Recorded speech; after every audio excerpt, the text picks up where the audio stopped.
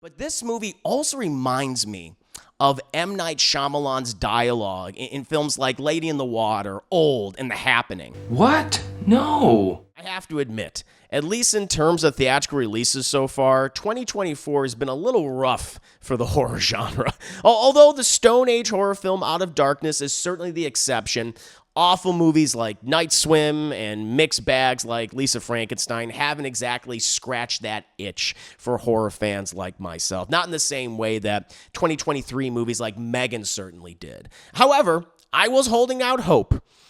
Delusional hope in hindsight that perhaps Blumhouse's Imaginary would be a really fun horror film that would be akin to something like last year's Megan. However, I didn't discover until recently that this film is from Jeff Wadlow, who previously worked with Blumhouse to give us dreck like Fantasy Island and Truth or Dare. Truth or dare? Creepy and sexy. Let's do it. He's also responsible for films like Kick-Ass 2 and just a ton of forgotten and wretched comedies like True Memoirs of an Assassin. Never bring a knife to a gun. You brought a knife to a gunfight. But maybe, just maybe, Imaginary could finally be Wadlow's magnum opus, his coming into his own moment as a filmmaker. Well, before disappointing everyone with the harsh reality that is Imaginary, let me at least provide you with a synopsis for the film.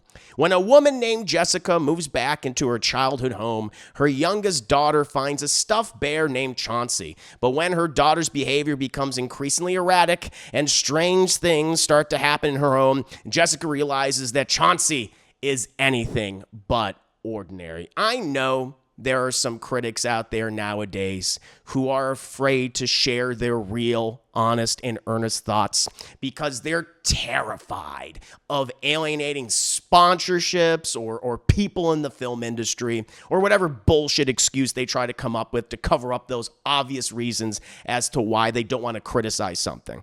But I'm not one of those critics, and I'm going to tell you how I feel about something. And this movie is absolute garbage, trash, and is insulting to the horror genre and just the concept of competence in general. Now, you've seen this story in horror films and supernatural thrillers before. A family moves into a house with a strange past, a little kid imprints on a creepy doll, stuffed animal, or an inanimate object, and horror hijinks ensue, right?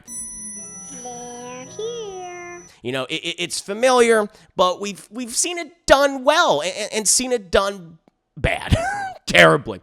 And even in the bad ones, there's at least some trashy fun to be had, right? That we can, make fun of or even laugh at. This movie doesn't even have that. There's nothing fun about it. Much like Blumhouse's Night Swim before it, Imaginary is just so boring. This family, these characters are just dumb, but not dumb in a fun way. Their dialogue is just word vomit exposition, delivered like they're a character in a Zack Snyder film. I'm only telling you this so you know who I am.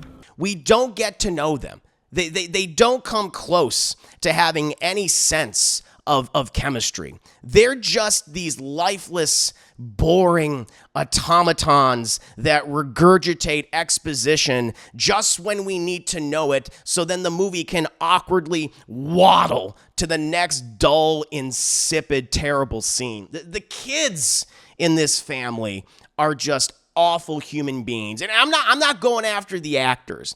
I'm criticizing what they were told to do. And apparently they were just told to be the most arrogant, rude pieces of shit imaginable. Especially the oldest daughter in this movie who just lived and breathed teen angst like it was fucking oxygen. I'm just so sick of seeing shitty kids being shitty to people with no explanation as to why they're being so shitty. It's just done by writers and filmmakers to create faux conflict because those writers and filmmakers are incompetent beyond any doubt.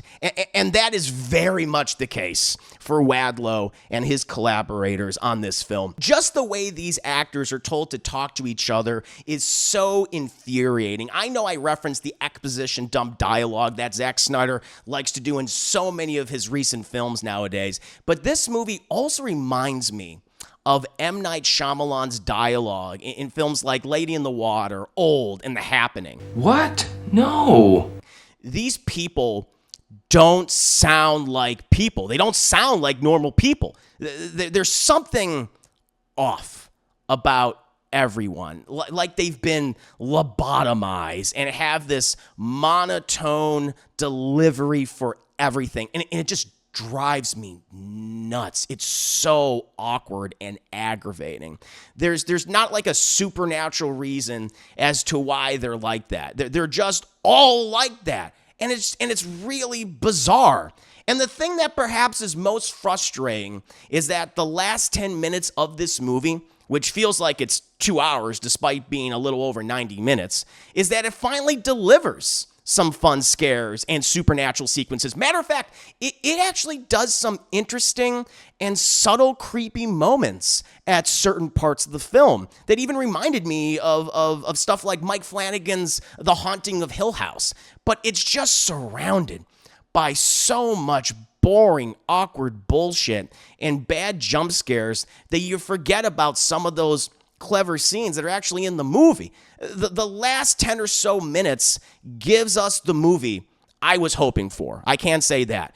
But it's too little, too late, because you wasted so much time being awful and awkward and boring, making us spend time with characters we just grow to despise and feel no real investment in. We don't care whether they live or die. Matter of fact, we probably wish they do die, because at least we don't have to spend time with them anymore.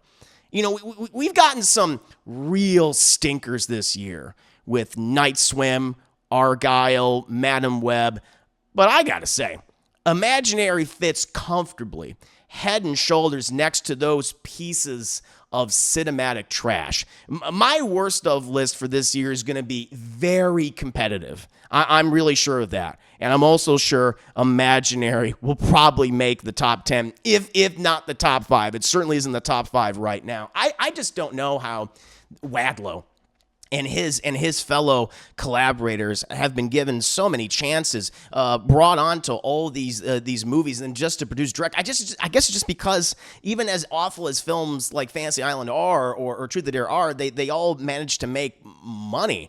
And I guess at the end of the day, like, you don't really need to have talent to enter the film industry. It always comes down to who you know, and clearly Wadlow and his people, they have a good relationship with producers like Jason Blum, and they're able to make the movies that they're able to make. But it's just like, oh my God, like this kind of stuff, despite what some critics out there say, this is the kind of stuff that needs to be called out and say, we want something better than this, because Blumhouse has produced a lot of great stuff.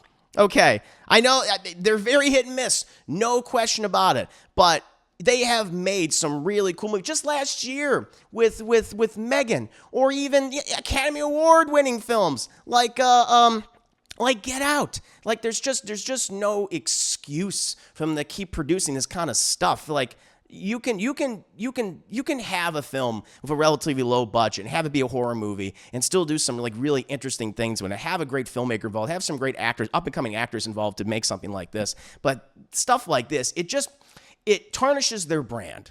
It makes people recoil when they see Blumhouse, from the studio that made crap like Imaginary, that made crap like Night Swim. Okay, it tarnishes your brand.